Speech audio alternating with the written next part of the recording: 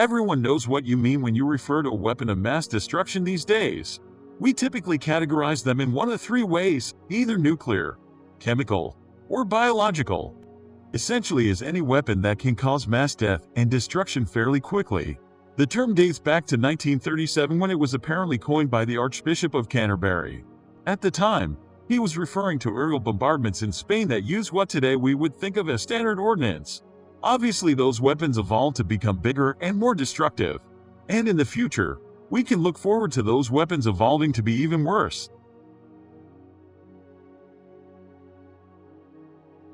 Antimatter weapons. The term antimatter brings to mind some kind of Star Trek science fiction imagery. It barely sounds like a real thing. Unfortunately, it is real, and the potential for antimatter to cause serious damage is ripe for the picking. Antimatter is any material composed of what you would call antiparticles. The theory behind antimatter is that every particle in the universe has kind of a mirror image of itself. It is the same thing with an opposite charge. The example most often given is that an electron has a negative charge but a positron has a positive charge. They both have the same mass but they are opposites. This is significant to the world of weapons of mass destruction because when matter and antimatter meet, they can no longer exist together, so they destroy each other in a spectacular way. Antimatter was considered theoretical for a long time until evidence of its existence was discovered. When cosmic rays hit the Earth's atmosphere, they produce antimatter.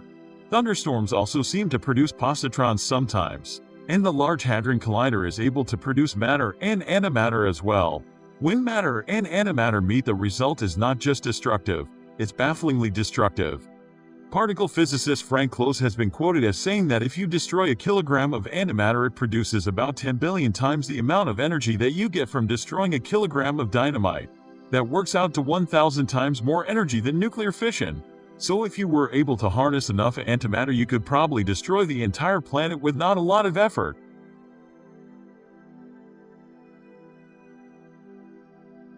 Genetic weapons. Genetic weapons are what happens when you take biological weapons to the next, terrifying level. These are weapons that are targeted to specific genetics, which means that you could take a standard biological weapon, anthrax, for instance, and tailor it so that it would only infect people with certain genetic traits. That means if you wanted to only eliminate a certain ethnic group, you would be able to do so. The idea of genetic weapons was dismissed in the past as being something that was not feasible or realistic. Advances in genetic science has proven that to be incorrect. According to a report called Biotechnology, Weapons in Humanity Roman II, our research into the development of vaccines and attempts to cure genetic conditions has enabled scientists to accurately map the human genome in a way that exposes certain genes that are specific to different ethnic groups. This information can then be exploited by rogue scientists to target those genes rather than use them to benefit mankind and cure diseases. The belief is that in the future, using this information, ethnic-specific biological weapons could be developed. Other genetic weapons don't have to use existing diseases. They can interfere with human RNA. By exploiting something called RNA interference, a genetic weapon could shut down important genes that are needed for you to live and function. This could be unleashed on an enemy population and have no effects on the attacking population. It wouldn't be able to completely eliminate one side, but data suggests that as many as 20% of a population could be affected right away. And that's certainly enough to cause some serious damage.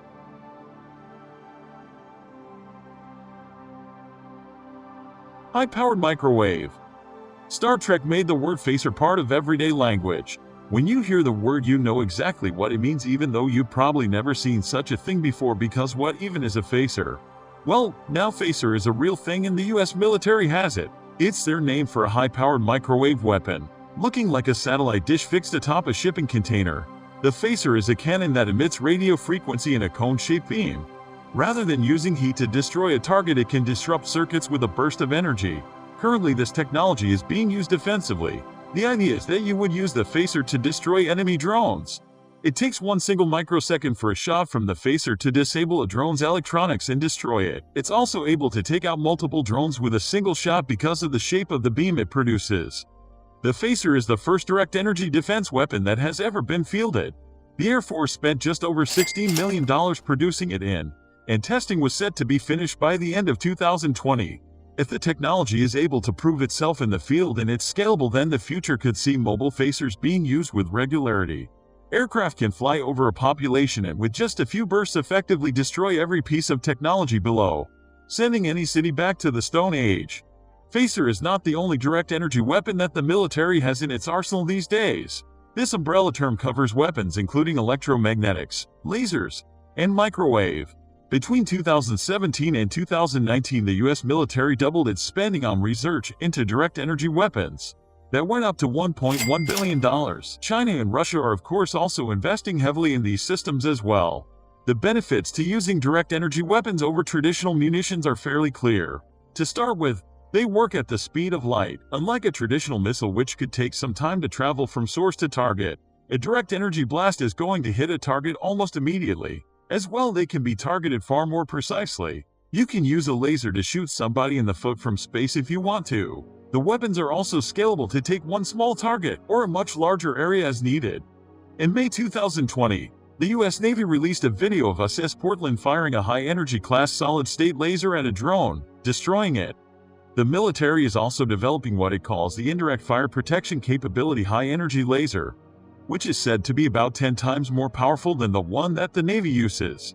This kind of laser would be able to destroy incoming cruise missiles, disable boats and helicopters, and blind enemy combatants. Because these weapons are powered by electricity, they are far more cost-effective in the long run than using bombs which can cost billions of dollars. It costs about $10 worth of energy to fire a laser.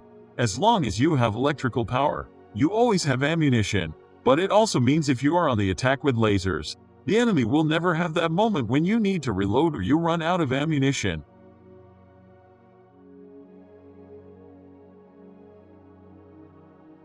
Hypersonic kinetic energy. Back in 2004, the media called this weapon rods from God, and for a long time nothing was heard about the hypersonic kinetic energy weapons system. However, it's still in development and still poses an incredible destructive potential that rivals nuclear weapons. Back in 1967, 107 countries signed the Outer Space Treaty. This treaty included a prohibition on using weapons of mass destruction from outer space. At the time, however, weapons of mass destruction were listed as nuclear, biological, and chemical, and a hypersonic kinetic energy weapon is none of those things. In fact, these weapons are just tungsten rods, 20 feet long and 1 foot in diameter. If these were to be launched from, by the time they hit the Earth, they would bring with them the power of an intercontinental ballistic missile, laying waste to anything below. Known as Project Thor, this was inspired by lazy dog bombs used during the Vietnam War. Those were pieces of steel that were 2 inches long and dropped from airplanes. As they gained velocity, they would hit the ground at about 500 miles per hour. No explosives needed, and they could penetrate concrete nearly a foot deep. Project Thor, or rods from God, involves dropping tungsten rods the size of telephone poles from satellites in space. They can reach 10 times the speed of sound before they hit the ground, and when they hit the ground, they would go several hundred feet into it as well. That means if some target is hiding in a bunker, they are still not safe. Enough force would be released when the rods hit that it would rival a ground-penetrating nuclear weapon. And the added bonus is that there is no fallout from the blast.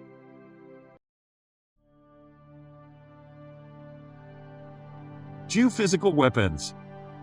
The concept of geophysical weapons sounds a bit like the kind of stuff you might expect from a 1970s James Bond villain. These are the kind of weapons that are able to affect the climate and the environment, as well as the Earth itself in the form of seismic weapons. It has long been believed that the U.S. military has a facility located in Alaska known as HAARP, which stands for the High Frequency Active Auroral Research Program. Conspiracy theorists believe that this facility is researching high-frequency radio waves and how they can affect the ionosphere in terms of being used as a geophysical weapon. Beyond Alaska, China has been making strides with technology that many feel could be used as geophysical weapons.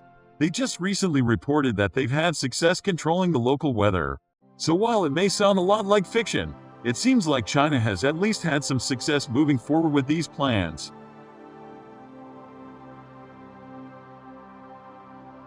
Cyber weapons. In the modern world, mass destruction doesn't have to take place in a way that can be described with explosions and rubble and big craters in the earth. If you really want to cripple an enemy, all you need to do is lay waste to their infrastructure. While destructive physical warfare with bombs and bullets will probably never go out of style, cyber warfare can cause more damage in a shorter period of time.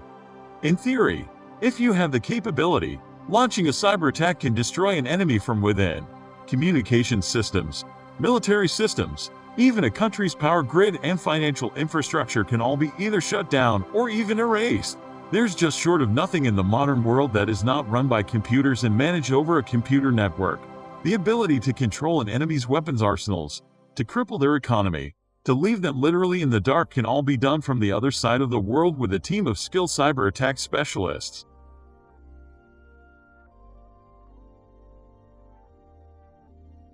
Isomer bombs. To understand what an isomer bomb might be, you have to know a little bit about how nuclear works. Isomers are atomic nuclei that have the same mass and atomic number but different radioactive properties. If you were to design an isomer bomb, you would be able to rapidly change the state of these nuclear isomers. They call it triggering, because normally these nuclei decay very slowly, but if you trigger them and if it works successfully, you would be able to receive a massive burst of gamma and X-ray radiation. So essentially it would be stable enough until you needed it to blow up on demand. The resulting burst of energy would be incredible. At present, the idea of an isomer bomb, typically linked to the nuclear isomer of hafnium, is thought to be at least 100,000 times more energetic than a chemical reaction. 1 gram of hafnium contains the equivalent energy of 660 pounds of TNT. The energy produced is a transition of energy between nucleons, so it's actually a different kind of nuclear energy than either fission or fusion. It's also entirely theoretical at the moment. There's something called the hafnium controversy that occurred in the 90s, in which a team of researchers claimed to have actually been able to cause an isomer reaction. No other scientists were able to duplicate the results, however, and many scientists consider it impossible. That said, Russia has apparently been continuing research into the idea of an isomer bomb.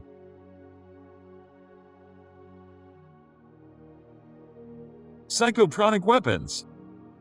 If you have weapons that can destroy buildings, control the weather, destroy a country's infrastructure, and scramble electronics, what else might be left? The only thing you're missing at this point is a weapon that can destroy your enemy from the inside. That's where the field of psychotropic weapons comes in. These are weapons that are meant to affect the minds of soldiers and enemy combatants. Anything that's meant to affect the consciousness and the brain of another person.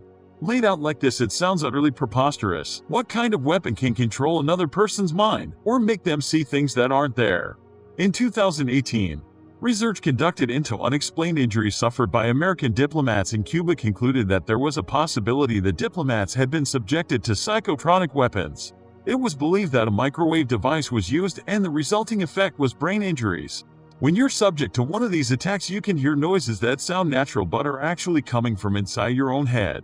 Even deaf people can hear when they're being attacked with a microwave device.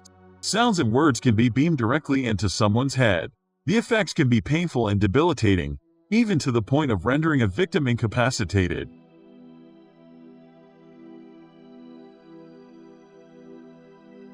Brain drones.